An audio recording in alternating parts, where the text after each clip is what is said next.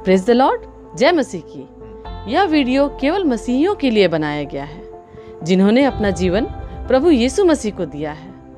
इस वीडियो से हमारा मकसद किसी व्यक्ति, जाति, धर्म अथवा संस्थाओं को ठेस पहुंचाना या उनके अनुयायियों का अपमान करना नहीं, बल्कि बाइबल की शिक्षाओं को आम लोगों तक पहुंचाना है।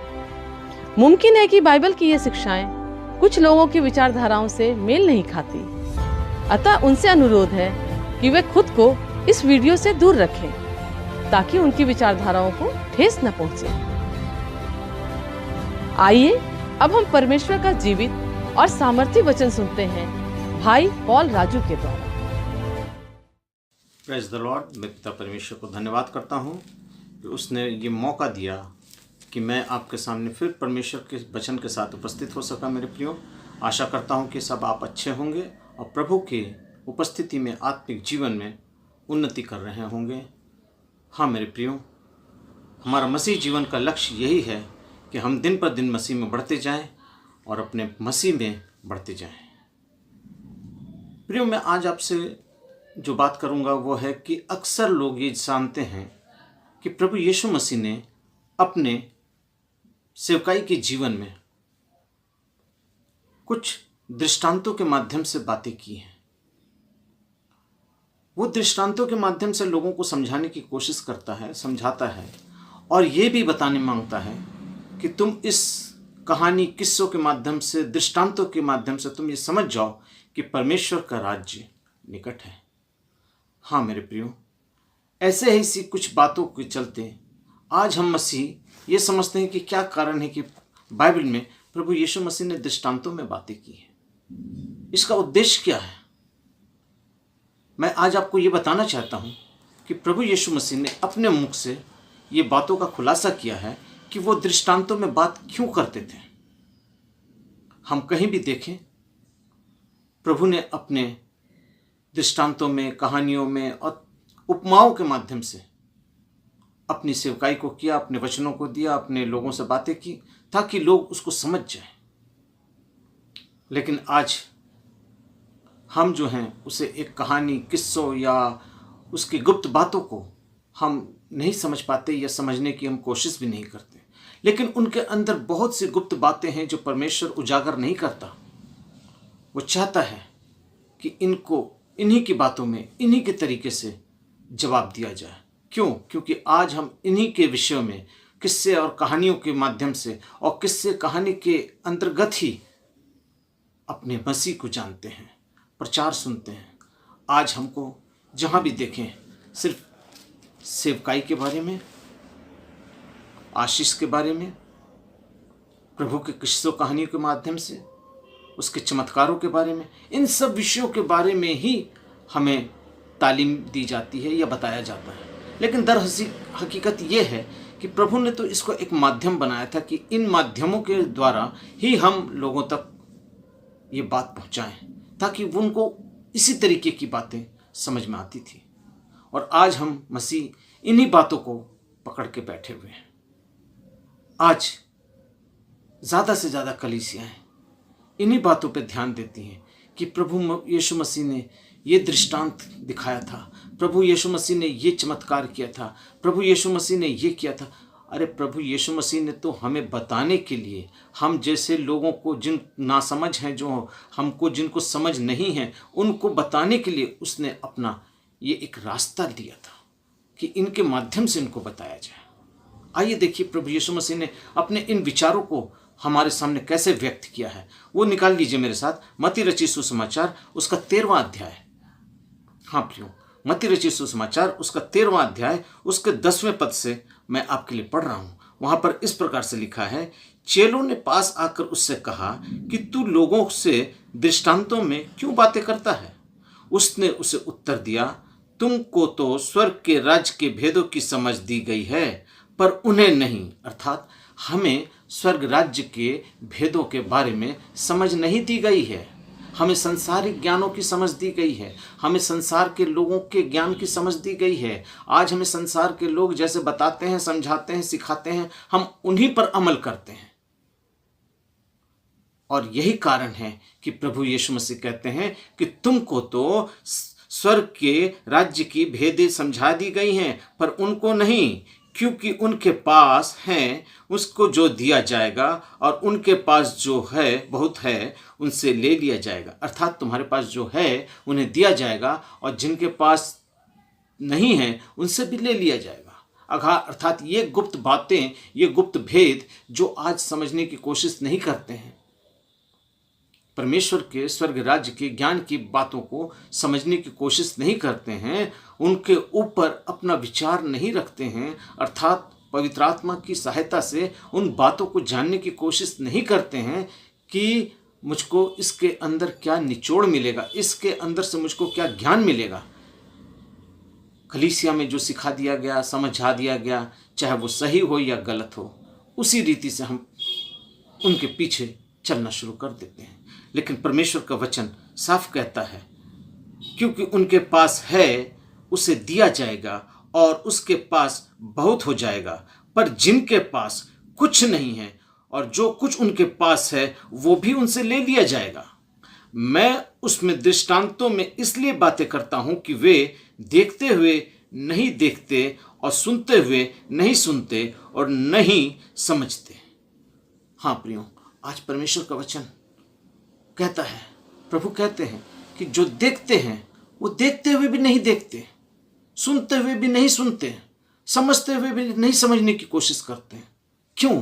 क्योंकि उनको स्वर्गीय ज्ञान का भेद नहीं दिया गया, और जिनको दिया गया है वो इन सब बातों से दूर हैं, वो इन सब बातों को समझाने की कोशिश नहीं करते हैं। परमेश्वर की गुप्त बातों को आज प्रकट करने में लोगों को हिचकिचाहट होती है, सच्चाई को बोलने में डरते हैं।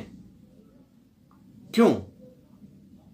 कहीं कलीसिया हमसे नाराज ना हो जाए, कहीं कलीसिया के विश्वासी कलीसिया छोड़ के चले ना जाए, कहीं कलीसिया के लोग हमें दान और दशवां अंश और भेंट और जो उनके टाइड हैं वो हमको देना बंद ना कर दें।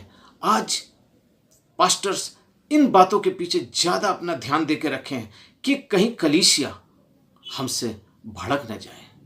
उनको सिर्फ आशीष की बातें सुनाई जाती हैं, उन्हें सिर्फ सामर्थ्य की बातें सुनाई जाती है, उसमें प्रभु यीशु मसीह के साथ सारे उन दृष्टांतों को बताया जाता है जो प्रभु यीशु मसीह ने अपने जीवन में किया है। लेकिन सच्चाई ये है, जिनको परमेश्वर के स्वर्गीय जगह की स्वर्गीय ज्ञान है, वो उनके सामने उन्हीं बातों को प्रकट करने की कोशिश करता है। और आगे लिखता है, उसके विषय में यशाया ने यह भविष्यवाणी पूरी होती दिखी। अर्थात यशाया ने इस भविष्यवाणी को पूरा किया, तुम कानों से तो सुनोगे पर समझोगे नहीं, आंखों से तो देखोगे पर समझोगे सूझेगा नहीं, क्योंकि इन लोगों का मन मोटा हो गया है और वे कानों से ऊंचा सुनते हैं और उन्हें अपनी आंखें मूंद ली हैं। कहीं ऐसा न हो कि वे आंखों से देखें और कानों से सुनें और मन से समझें और फिर जाएं और उन्हें चंगा करूं। अर्थात उनका आत्मिक जीवन जो बीमार है, हाँ प्रियो, आत्मिक जीवन जो उनका बीमार है, उसको वो चंगाई मिल जाए।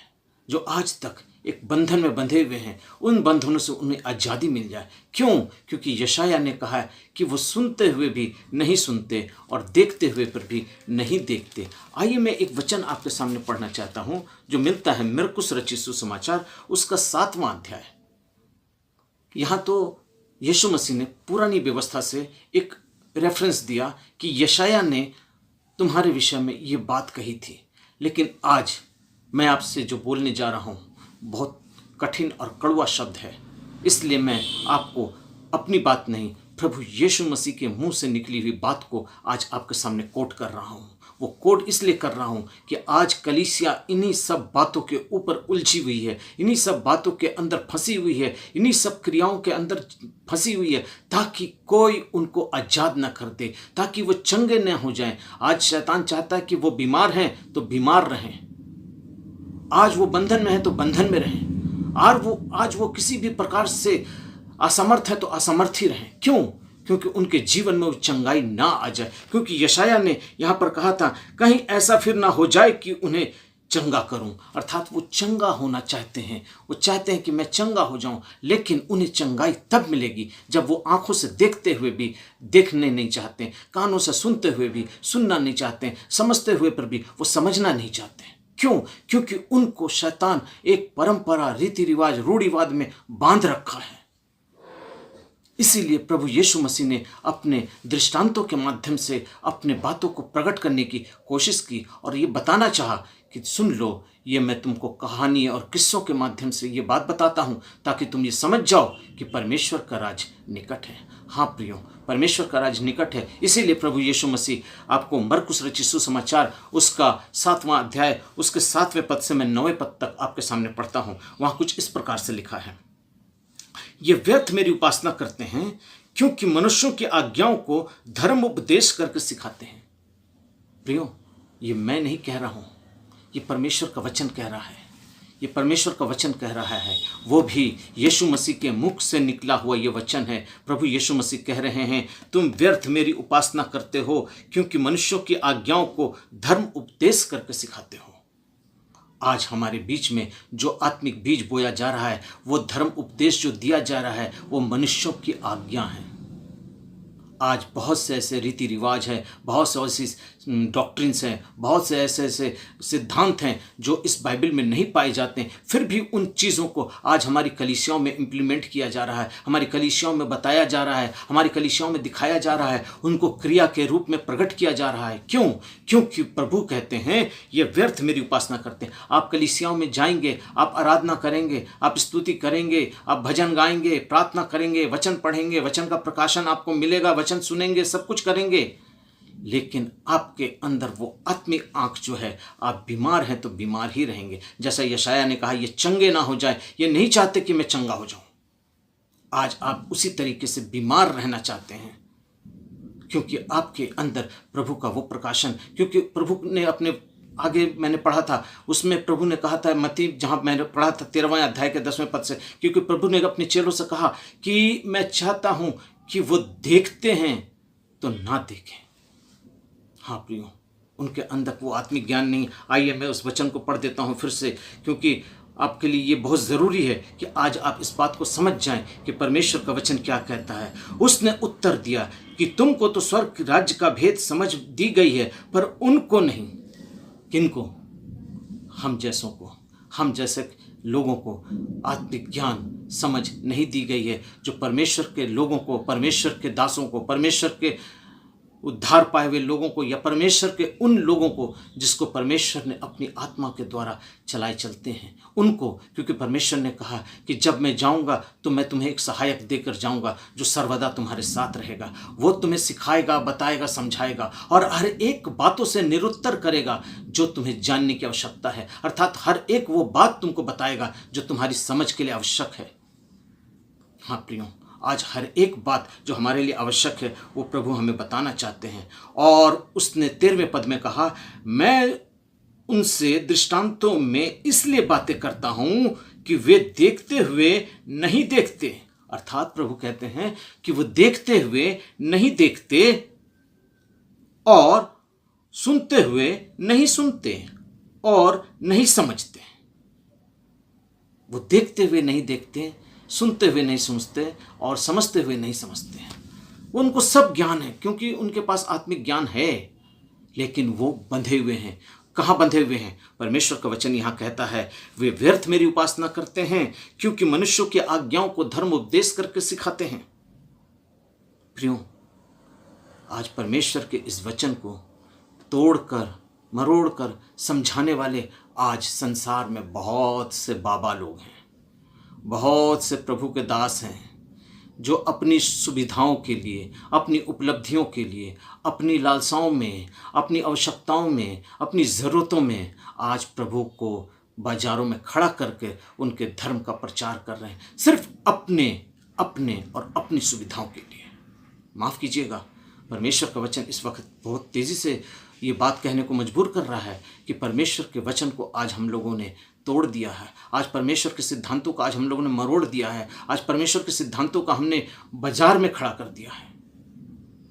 क्योंकि परमेश्वर का वचन कहता है तुम व्यर्थ मेरी उपासना करते हो। और आगे कहता है क्योंकि तुम परमेश्वर की आज्ञाओं को टालकर, आज हमारे पास ये जो परमेश्वर की आज्ञा है जिसके ऊपर परमेश्वर ने हम पर अमल करने की लिए कहा था, उन आज्ञाओं को टालकर आज हम मनुष्यों की आज्ञाओं पर चलना शुरू कर दिए हैं। हाँ प्रियो, मुझको एक बात याद आ रही है जो यहोशू की पुस्तक उसका पहला अध्याय और उसके 8वें पद में हमें मिलता है। हाँ प्रियो, ये उस वक्त की बात है जिस समय मूसा यहोशू से पहले जो इसराइलियों का अगुवा था वो मर चुका था। हाँ प्रियो, जब मूसा की मृत्यु हो गई, इसराइलियों को कानान देश ले जाने का सारा अधिकार, सारा दायित्व यहोशू के ऊपर आ गया था। आपको मालूम होना चाहिए यहोशू कौन था। यहोशू जो था वो मूसा का एक सेवक था, लेकिन परमेश्वर ने मूसा की सेवकाई हारून को नहीं दी, अर्थात आप उसके बड़े भाई जो महायाजक था, जो महापवित्र स्थान में जाता था, उस तक को नहीं दी। क्यों नहीं दी? क्योंकि वो जानता था कि इसी हारून ने एक दिन बछड़ा बनाकर मेरे विरुद्ध मेरी मूर्ति बनाकर इसराइलियों से पूजा करवा दी थी।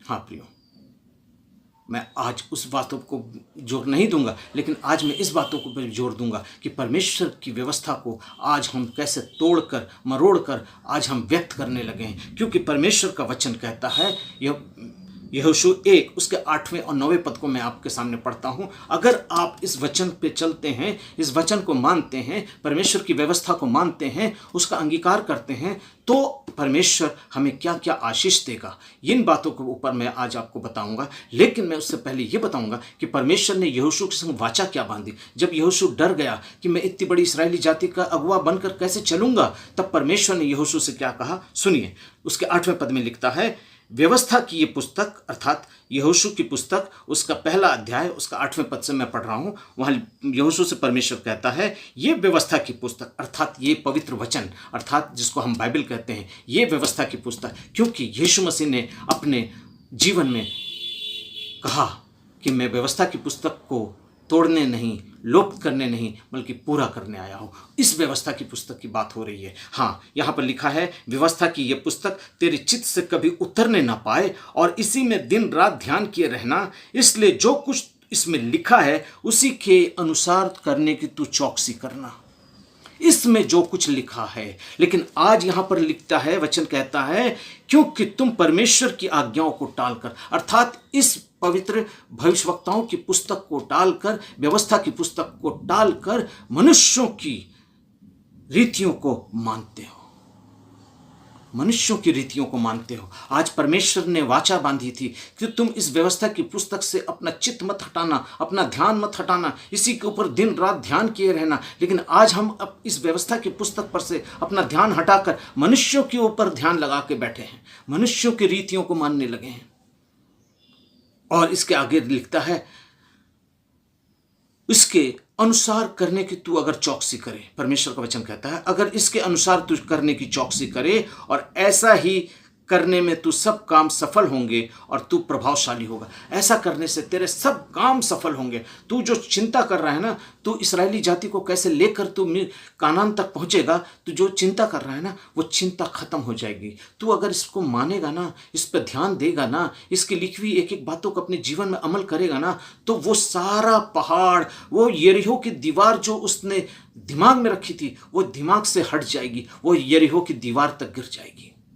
हाँ प्रियो, आज हमारे जीवन में जितनी बड़ी भी समस्या है, जितने बड़े भी तकलीफ है, जितने बड़े भी रोग हैं, जितनी बड़ी बीमारी है, आज कुछ भी हो, आज हमारे सामने आज परमेश्वर का वचन खुल्लम खुल्ला ये बात करता है कि ये व्यवस्था की पुस्तक तेरे चित्त से कभी उतरने ना पाए, इसी में दिन रात ध्यान किए रहना, क्योंकि तू ऐसा करेगा तो तू प्रभावशाली होगा, अर्थात तू सामर्थी होगा, प्रभावशाली होगा। और उसके 9वें पद को क्या लिखता है, सुन लीजिए, क्या मैंने तुझे आज्ञा नहीं दी, हियाव बांध, दृढ़ हो जा, भय ना खा और तेरा मन कच्चा न हो, क्योंकि जहां जहां तू जाएगा वहां वहां परमेश्वर तेरे यहोवा तेरे संग रहेगा। हालेलुया। ये वो व्यवस्था थी, ये वो प्रतिज्ञा थी जो परमेश्वर ने इस्राएलियों के साथ यहोशू के संग बांधी कि ये व्यवस्था की पुस्तक तेरे चित्त से कभी उतरने न पाए। लेकिन परमेश्वर प्रभु यीशु मसीह इस जगह पर कहते हैं कि ये व्यर्थ मेरी उपासना करते हैं, क्योंकि मनुष्यों की आज्ञाओं को धर्म उपदेश करके सिखाते हैं। प्रियो, आज मनुष्यों की आज्ञा क्या है, इसको अगर मैं बोलूं तो शायद लोग मुझको पथरवाह करने लगेंगे। सही बात है। आपको प्रभु ने ज्ञान दिया है, बुद्धि दिया है, समझ दिया है। आप पढ़ के देख लीजिए कि इस वचन के अंदर क्या बातें हमें करनी हैं और कौन सी बातें हमें नहीं करनी हैं।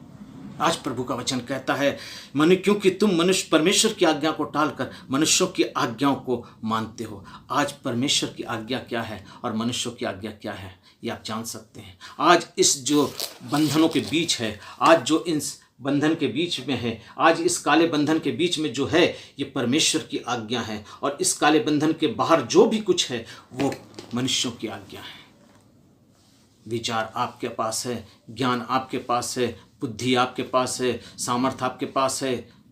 प्रभु सब कुछ कहने को तैयार है, क्योंकि परमेश्वर ने कहा, मैं दृष्टांतों में बात आज इसलिए करता हूँ कि ये जो समझदार हैं इन्हें स्वर्ग के बातों के लिए ध्यान में, स्वर्ग की बातों के लिए ज्ञान दिया गया है, लेकिन मैं उनके लिए बोलता हूँ जिनके पास ये ज्ञान नहीं है। आज स्वर्गीय ज्ञान की खोज में रहिए मेरे प्रियो। आज उस सामर्थ्य की खोज में रहिए जहाँ परमेश्वर विद्यमान है। आज इस वचन के द्वारा परमेश्वर आत्मा मुझसे बात कर रहा है, और मैं आपसे इसलिए बोल रहा हूँ कि आज आप सोच लीजिए कि आज आप किस परंपरा में और किस रीति रिवाज में और किस जगह बंधे हैं। आप जरा अपने पास्टर से पूछिए, अपने फादर से पूछिए, अपने जो आपके अगुए हैं उनसे पूछिए कि आपने जो बातें बताई मुझको, ये बातें बाइबल में कहाँ लिखी हैं। हाँ मेरे प्रियो, ये बाइबल में कहाँ लिखी हैं? क्योंकि मैं आपको बता देता हूँ, प्रभु यीशु मसीह ने जिस समय शैतान का सामना किया, उसने सारी बातें शैतान के साथ अपने वचन के द्वारा बातें की।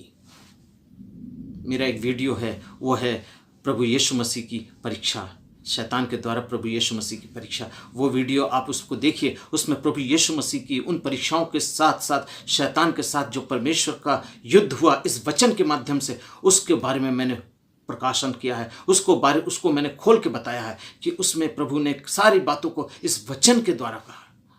क्योंकि परमेश्वर का वचन मुझको याद दिला रहा है, वहाँ पर मत्ती 4 में जब लिखा है, यह आत्मा उसको जंगल में ले गया और उसको शैतान के द्वारा उसकी परीक्षा हो, तो शैतान ने उससे कहा, तो इस पत्थर को कह के रोटी बन जाए। तो परमेश्वर प्रभु यीशु मसीह ने कहा कि मनुष्य लिखा है। ये शब्द बहुत इंपॉर्टेंट रहता है जीवन में, क्योंकि लिखा है कि मनुष्य केवल रोटी से नहीं, परंतु हर एक वो बात जो परमेश्वर के मुख से निकली है उससे वो जीवित रहेगा। तो ये लिखा कहाँ है? इन बातों को लिखा होने का एक तात्पर्य ये है कि परमेश्वर ने सारी बातें इन वचन के अंदर से करी है। लेकिन आज हम इस बातों को समझने की कोशिश नहीं करते कि मेरा परमेश्वर आज जब वचन से बात करता, वो परमेश्वर का पुत्र था, उसको अंदर सामर्थ्य थी, उसके अंदर सब कुछ स्वर्गीय बातें मौजूद थी, लेकिन उसने भी अपने पिता की उन्हीं बातों को अपने जीवन में इम्प्लीमेंट किया और कहा कि ये वचन जो है इसमें लिखा है कि मनुष्य केवल रोटी ही से नहीं, परंतु हर एक वो वचन जो परमेश्वर के मुख से निकलती है उससे जीवित रहेगा। प्रियो, आज आपको समझने की आवश्यकता है कि आज इस वचन के अंदर में कौन सी बातें मनुष्यों की है, कौन सी बातें परमेश्वर की है। इसकी तुलना करना ये आपका दायित्व बनता है, क्योंकि आपके पास परमेश्वर ने ज्ञान, बुद्धि, समझ सब कुछ दिया है। जब परमेश्वर ने आदम और हवा को बनाया, आदम से कहा कि तू इस पृथ्वी पर फूलो फलो भर जाओ, इस अदन में अपना राज्य कर लो, लेकिन उससे कहा कि तुम इसका बीच वाले वृक्ष का फल ना खाना, अर्थात वो ज्ञान और बुद्धि का फल मत खाना। क्यों? क्या नहीं जानता था प्रभु? प्रभु सब जानता था, लेकिन उसे आज्ञा दी गई कि तू ऐसा मत करना, और इसलिए मत करना कि तेरे अंदर ज्ञान है, बुद्धि है, समझ है, तुझको मैंने अपने स्वरूप में बनाया है। अर्थात परमेश्वर के अंदर जो सारी चीजें विद्यमान थी उसने उठाकर सारे आदम के अंदर डाल दी। वो परमेश्वर का प्रतिरूप बनकर इस जगत में आया। परमेश्वर ने अपने स्वरूप में उसको बनाया, उसको ज्ञान, बुद्धि, समझ सारी बातों से उसको भरपूरी करे, लेकिन फिर भी परमेश्वर ने उसके लिए एक फल रखा और कहा उसको मत खाना। लेकिन आदम तो नहीं, हवा बहकाई गई और हवा ने वो फल तोड़ दिया।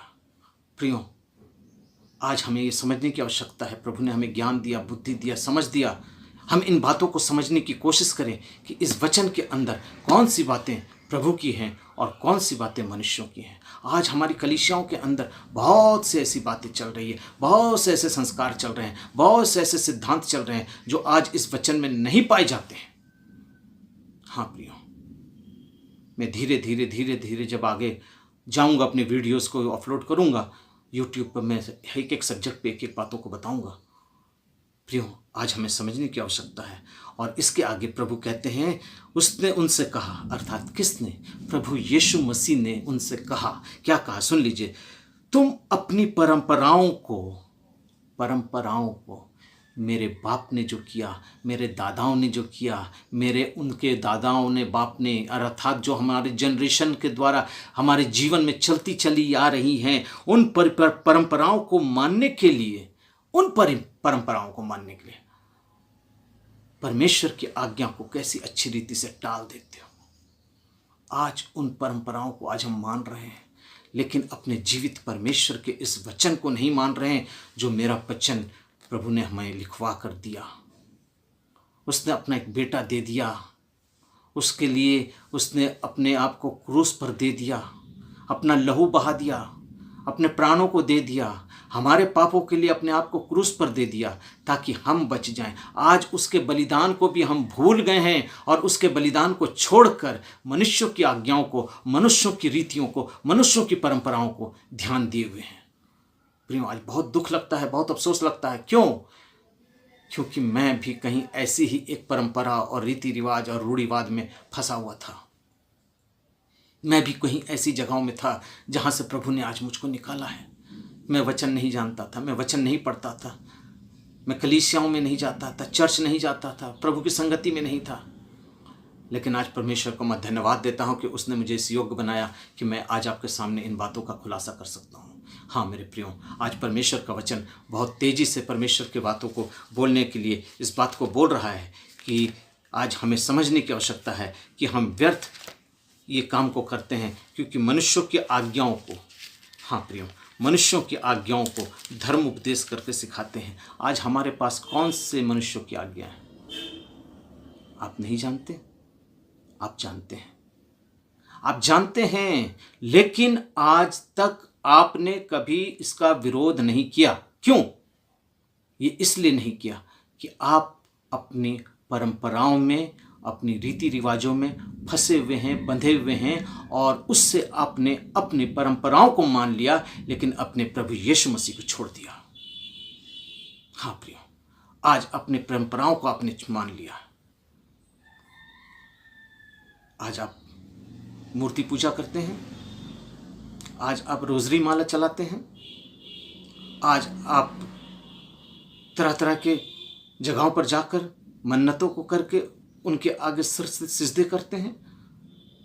आप गलत आराधना करते हैं, गलत प्रार्थना करते हैं, वचन की सही बातों को उलट फेर कर, तोड़ मड़ोड़ कर लोगों को बताते हैं, और वैसा ही लोग आज सुनकर उनके पीछे चलते हैं। परमेश्वर के राज्य को आप गलत बतलाते हैं, परमेश्वर के आगमन, प्रभु यीशु मसीह के आगमन को आप गलत तरीके से पेश करते हैं। आज ऐसे ऐसे बहुत से लोग हैं, बहुत से ऐसे संस्थाएं हैं, बहुत से ऐसे लोग हैं जो आज यूट्यूब के माध्यम से हो या इस तरीके से हो, जो आज मसीह कलीसियाओं को, अपनी मसीह विश्वासियों को, जो उसकी दुल्हन है, उसको आज लंगड़ा, लूल्हा और नंगा बना दिया है। हाँ मेरे प्रियो, मैं आपको सावधान करना चाहता हूँ कि यीशु मेरा दूल्हा है।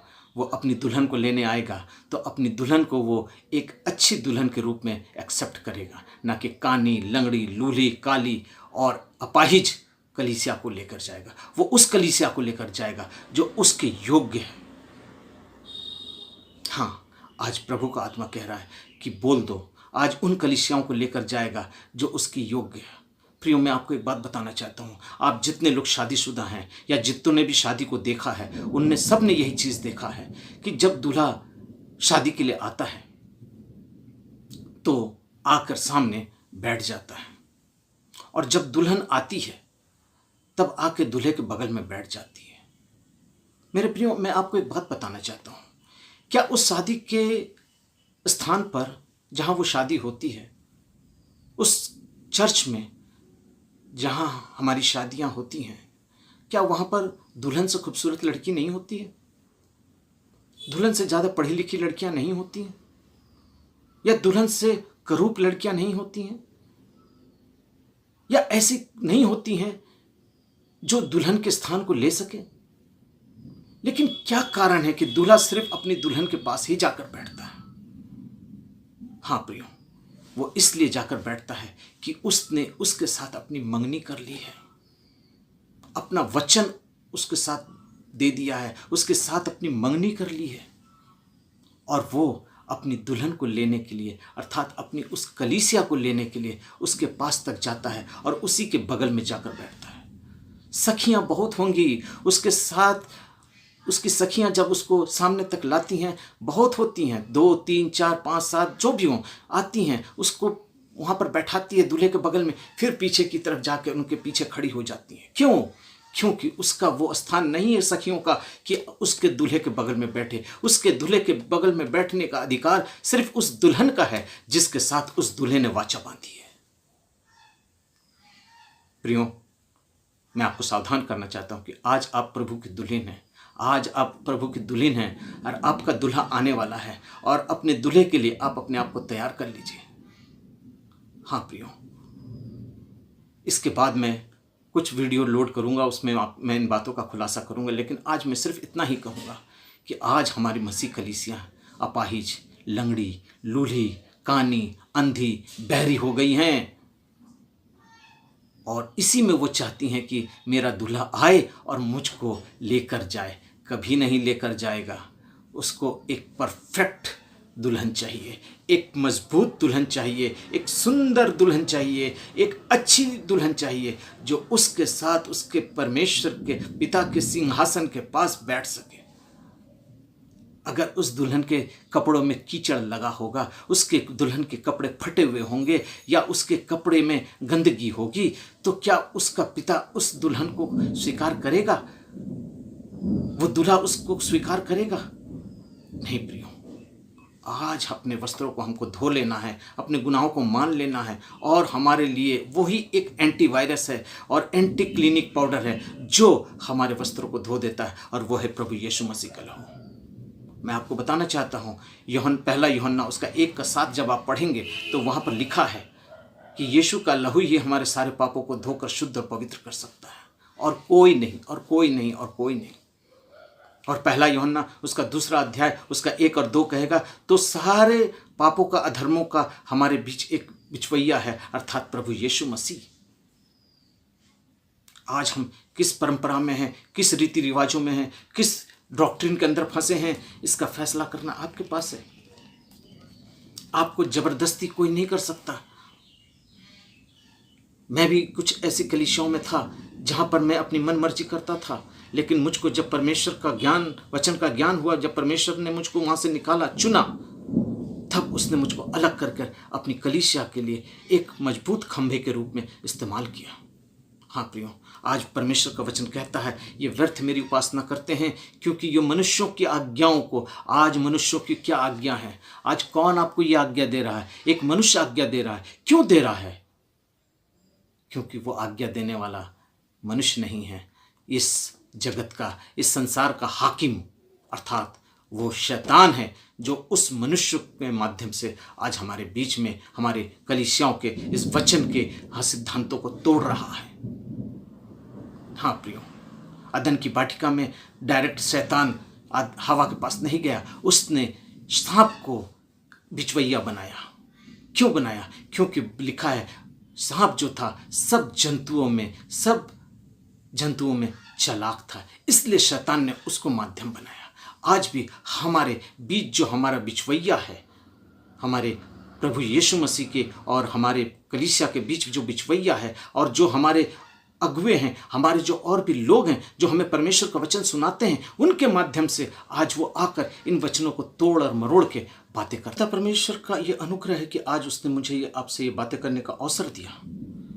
प्रियो, मैं बैठा था तो किसी और विषय पर आपसे बात करने को, लेकिन ये परमेश्वर का अनुग्रह है, ये उसकी योजना है कि मैं बोल कुछ और रहा हूँ। मैं आपसे इन बातों पे बोलना नहीं चाहता था, मैं बोलने के लिए ये तैयारी भी नहीं करके आया था कि मैं आज इस विषय पर बोलूँगा, लेकिन परमेश्वर का आत्मा मेरे मुंह से ये निकलवा दिया। बहुत आश्चर्य की बात लग रही है मुझको आज ये, कि प्रभु मुझको आज किस तरीके से यहाँ पर बोलने को मजबूर कर दिया। मैं कदापि या मैं इस सब्जेक्ट पे इस समय वीडियो बनाने की तैयारी पे नहीं था। मैं किसी और विषय पर बात करना चाहता था आपसे, लेकिन परमेश्वर का आत्मा मुझको कुछ और बताने को कह दिया। हाँ मेरे प्रियो, ये है परमेश्वर की योजना। वो अपने लोगों को अपनी तरीके से चलाता है। आइए मैं आपको एक पद पढ़वाना चाहता हूँ, मेहरबानी से मेरे साथ निकाल लीजिए। कुलूसियों की पुस्तक उसका दूसरा अध्याय, कुलूसियों की पुस्तक उसका दूसरा अध्याय उसका 8वां पद। वहां पर कुछ इस प्रकार से लिखा है, चौकस रहो कि कोई तुम्हें उस तत्व ज्ञान और व्यर्थ धोखे के द्वारा अपना अहेर ना बना ले। अहेर का मतलब होता है पकड़ न ले। जैसे बहेलिया जाल लगाकर पंछी को अहेर करता है, पकड़ता है, अपनी जाल में फंसा लेता है, उसका शिकार करता है, उसी तरीके से परमेश्वर का वचन यहाँ कहता है, चौकस रहो कि कोई तुम्हें इस तत्व ज्ञान से व्यर्थ धोखे के द्वारा अपना अहेर न बना ले, जो मनुष्यों की परंपराओं और संसार की आदि शिक्षाओं के अनुसार तो हैं, जो परंपराओं और आदि शिक्षाओं के अनुसार तो हैं, पर मसीह के अनुसार नहीं। ये संसार के लिए इन बातों का तो होना है, पर मसीह के लिए ये नहीं है। आज शैतान यही चाहता है कि वो हमें अहेर कर ले और परमेश्वर के ज्ञान से हमें भटकाकर हमें अपने उस मकसद में इस्तेमाल करे। प्रियो, आज परमेश्वर का वचन कहता है कि तुम सावधान रहो, ऐसा ना हो कि तुम उन परंपराओं में, उस जगहों पे फंस जाओ जहाँ से तुम निकाले जा चुके हो। आज हम बचाए जा चुके हैं, आज हमारा उद्धार हुआ है, और इस उद्धार के द्वारा प्रभु चाहता है कि हम प्रभु की संगति में रहें, उसकी उपस्थिति में रहें। लेकिन प्रियो, बहुत अफसोस की बात, बहुत अफसोस है इस बात का कि आज हमारे बहुत से यंग जनरेशन, बहुत सी कलीसियाओं के बच्चे जो हैं, आज इन जवान बच्चों को देखकर दुख लगता है कि इन बच्चों ने अपने जीवन को शैतान के हाथों में किस तरीके से दे रखा है। क्यों? क्योंकि ये मनुष्यों की रीतियों को, मनुष्यों के आडंबर को, मनुष्यों की क्रियाओं को मानने पर लगे हुए हैं। आज हमारी कलीसियाओं में हर सिस्टम उलटफेर किया हुआ है। मैं प्रभु का धन्यवाद देता हूं कि उसने आपके सामने मुझको प्रकट किया, लाया और इस वचन से बातें करने का मौका दिया। लेकिन परमेश्वर का वचन कहता है कि ये वो लोग हैं जो परमेश्वर के वचन को तोड़ते मरोड़ते और उसमें मिलावट करके आज उसकी कलीसिया को, अर्थात प्रभु की दुल्हन को बर्बाद करते हैं, उसको लंगड़ा लूला नंगा कर दिए हैं। मैं उनकी बात करता हूं। और देखिए परमेश्वर का वचन क्या कहता है, मेरे साथ निकाल लीजिए मत्ती रचित सुसमाचार उसका 5वां अध्याय, मत्ती रचित सुसमाचार उसका 5वां अध्याय उसके 19वें पद को मैं आपके सामने पढ़ रहा हूं। वहां पर कुछ इस प्रकार से लिखा है, इसलिए जो कोई इन छोटी में छोटी आज्ञाओं में से किसी एक को तोड़े और वैसा ही लोगों को सिखाए, वो स्वर्ग के राज्य में सबसे छोटा कहलाएगा। परंतु जो कोई इन आज्ञाओं का पालन करेगा और उन्हें सिखाएगा, वही स्वर्ग के राज्य में महान कहलाएगा। हालेलुया। प्रियो, आज वचन से दाएं बाएं हमको नहीं होना है। आज वचन की बातों को लेकर हमें अपना जीवन व्यतीत करना है। आज हम मसीह हैं तो हमारी मसीहत सिर्फ इस कलाम पर ही होनी चाहिए कि इस वचन में क्या लिखा है। आज वचन के बाहर की बहुत सी चीज़ें हमारे जीवन में, हमारे संसारिक रूप में जीवन में शैतान ने डाल दिया है। हाँ प्रियो, मैं उन बातों को खुलासा नहीं करना चाहता हूँ। आप समझदार हैं, मैंने आपको एक ही हिंट्स दिया है। वो हिंट्स ये है कि आप जिन बातों का होता हुआ देखते हैं या आपको जिन बातों को बताया जाता है, उन बातों के विषय में आप अपने अगुओं से, अपने पास्टर से, अपने उन लोगों से पूछिए कि ये चीज़ कहाँ लिखी हुई है। बस, क्योंकि वचन कहता है जो इन छोटी में से छोटी आज्ञाओं को तोड़ता है, अर्थात उसको बहकाकर, बतलाकर, उलटकर जो बताता है, वो स्वर्ग के राज्य में छोटा कहलाता है। हाँ प्रियो, मैं आपको सावधान करना चाहता हूँ, क्योंकि परमेश्वर का वचन इस वक्त यही बताना चाहता है, ये व्यर्थ मेरी उपासना करते हैं क्योंकि मनुष्यों की आज्ञाओं को धर्म उपदेश करके सिखाते हैं।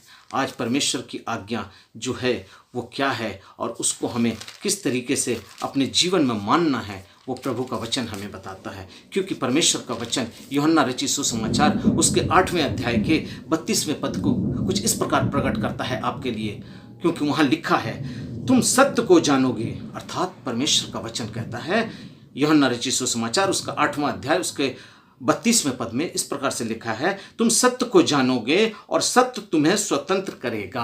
अर्थात तुम सच्चाई को जानोगे और सच्चाई जो है वो तुमको स्वतंत्र करेगा। कहाँ से स्वतंत्र करेगा? उस पाप से निकालेगा, उस नशा से निकालेगा, उस व्यभिचार से निकालेगा, उसको कर्म से निकालेगा, उस पाप की नगरी से निकालेगा, उस पाप के दलदल से निकालेगा जहाँ पर प्रभु तुमको आज देख रहा है और वो चाह रहा है कि मेरे बेटे मेरी बेटियों, आज जवानों, तुम बच जाओ इस दलदल से। लेकिन मेरा परमेश्वर तुम्हारे लिए अपना खून, अपना इकलौता पुत्र, अर्थात अपना एकलौता पुत्र, हाँ प्रियो, एकलौता पुत्र, जब तक वो क्रूस पर नहीं मरा था तब तक वो पिता परमेश्वर का एकलौता पुत्र था। लेकिन जिस समय उसने अपने आप को क्रूस पर दे दिया तब से वो हमारा संगी वारिस बन गया और तब से वो इकलौता नहीं पैलौठा हो गया। मैं बहुत अंदर की गुप्त बातों को आपको बतला रहा हूँ, इसलिए क्योंकि मैं इस छोटे से वचन को जल्दी से जल्दी ख़त्म करना चाहता हूँ, क्योंकि ये वचन बहुत लंबा होता जा रहा है। परमेश्वर का आत्मा बहुत ज़ोर से मुझसे बात कर रहा है और मैं सारी बातों को इस समय एक्सप्लेन करने के सामर्थ्य नहीं रख रहा हूँ, क्योंकि मैं इस समय बहुत अपने शब्दों के अंदर भी लड़खड़ा रहा हूँ। Hallelujah, praise the Lord Jesus. तो मैं आपको इस बात को बताना चाहता हूँ क्योंकि परमेश्वर का आत्मा इस वक्त बहुत ज़ोरों से मुझसे बात कर रहा है और मैं ये बताना चाहता हूँ, यीशु मसीह ने कहा कि सत्य को तुम जानोगे तो सत्य तुम्हें स्वतंत्र करेगा। और इसके 36वें पद को वचन इस प्रकार से प्रकट करता है, इसलिए पुत्र तुम्हें स्वतंत्र करेगा तो तुम सचमुच स्वतंत्र हो जाओगे। आज हम जिस भी बंधन में हैं, जिस जगह के बंधन में हैं, चाहे हम किसी भी बड़ी तकलीफ में हैं, रोग में हैं, बीमारी में हैं, कष्ट में हैं, चाहे हम कितने भी बड़े पाप में हैं, परमेश्वर वहाँ से हमको निकालना चाहता है और इसको हमको वहाँ से आजाद करने के लिए मेरा यीशु है जिंदा। क्योंकि यीशु ने कहा, स्वर्ग और पृथ्वी का सारा अधिकार मुझको दिया गया है। आज उस अधिकार के द्वारा वो आपसे बात करता है और वो कहता है, मेरे बेटे, मेरे बेटियों, मेरे लोगों, मेरे जवानों, हर वो स्त्री पुरुष जो प्रभु यीशु मसीह पर विश्वास करते हैं, वो जान जाएं कि वो मेरा पैलौठा नहीं, वो मेरा प्रभु यीशु मसीह जो परमेश्वर का पुत्र इस धरती पर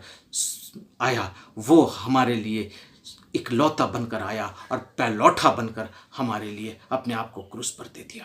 क्योंकि हम अब उसके संगी वारिस हैं। अगर हम उसके संगी वारिस हैं तो हम परमेश्वर की संतान हैं, और अगर परमेश्वर की संतान हैं तो हम यीशु के संतान हैं, यीशु के भाई हैं, उसके हम और भी संतानें हैं जो आज हम इस जगत में, इस कलीसियाओं के अंदर हैं। आप विश्वास करें, आप कोई कलीसिया के हों, जिस कलीसिया में भी हों, इससे कोई मतलब नहीं। कलीसिया कभी आपको स्वर्ग नहीं ले जाएगा, कोई पास्टर आपको कभी स्वर्ग नहीं ले जाएगा। परमेश्वर का वचन कहता है, प्रत्येक व्यक्ति अपने कर्मों के द्वारा ही न्याय मिलेगा उसको, किसी का न्याय किसी के बदौलत नहीं होगा। हाँ प्रियो, जिसे पुत्र स्वतंत्र कर देगा, अर्थात प्रभु यीशु मसीह स्वतंत्र करेगा, वो सचमुच स्वतंत्र हो जाएगा। हालेलुया। आज हमें स्वतंत्र होने की आवश्यकता है। आज हमें इन बातों को समझना पड़ेगा कि प्रभु यीशु मसीह ने दृष्टांतों के माध्यम से हमसे बातें क्या किया है। जिसको समझ है वो ना समझ हो जाएंगे। हाँ मेरे प्रियो, आज परमेश्वर का वचन बहुत ही सामर्थ्य के साथ आपसे ये बात करने का अवसर दिया, क्योंकि परमेश्वर का वचन कहता है, ये व्यर्थ मेरी उपासना करते हैं। मेरे बेटे बेटियों को बोल दो, मेरे जवानों को बोल दो कि आज ये व्यर्थ मेरी उपासना करते हैं, क्योंकि ये मनुष्यों की आज्ञाओं को धर्म उपदेश करके सिखाते हैं। आज मनुष्यों की आज्ञा क्या है वो आप बेहतर जानते हैं मेरे प्रियो। वो आज आपके लिए धर्म उपदेश हो गया है।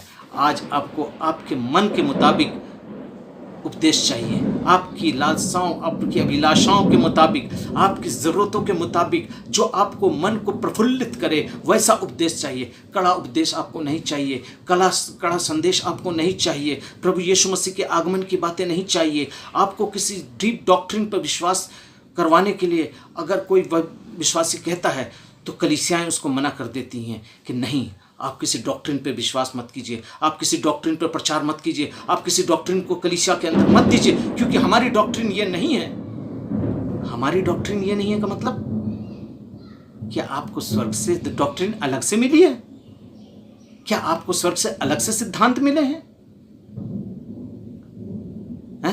आप अपनी सिद्धांतों को कलीसियाओं के अंदर इंप्लीमेंट करते हैं, अपने सिद्धांतों को कलीसिया के ऊपर लाते हैं और प्रभु यीशु मसीह को आज सलीब पर टांग दिए। प्रभु यीशु मसीह अगर हम गुनाह ना किए होते तो उसे इस जगत में आने की आवश्यकता नहीं होती, क्योंकि मेरा एक धारणा है, मेरा एक विश्वास है, मेरी एक सोच है कि अगर प्रभु यीशु मसीह को उस क्रूस का लक्ष्य ना होता तो उसे चरनी में पैदा होने की आवश्यकता ना होती। अगर उसे क्रूस का लक्ष्य ना होता तो इस चरनी पे उसे पैदा होने की आवश्यकता ना होती, क्योंकि वचन मत्ती 1:21 में वचन कहता है कि तू एक पुत्र जनेगी, तू उसका नाम यीशु रखना, क्योंकि वह अपने लोगों का उनके पापों से उद्धार करेगा। आज हमारे पापों का उद्धार करता इस धरती पर आया और उसने अपने वचन के द्वारा हमें सारी बातें बता दी, फिर भी आज हमको समझ में नहीं आता। उसने कहानी और दृष्टांतों के माध्यम से हमें समझाने की कोशिश की, लेकिन हमें अभी भी समझ में नहीं आता, क्योंकि वचन कहता है तुम अपनी कानों की खुजली के कारण अपने लिए बहुत से उपदेशक ढूंढ लोगे।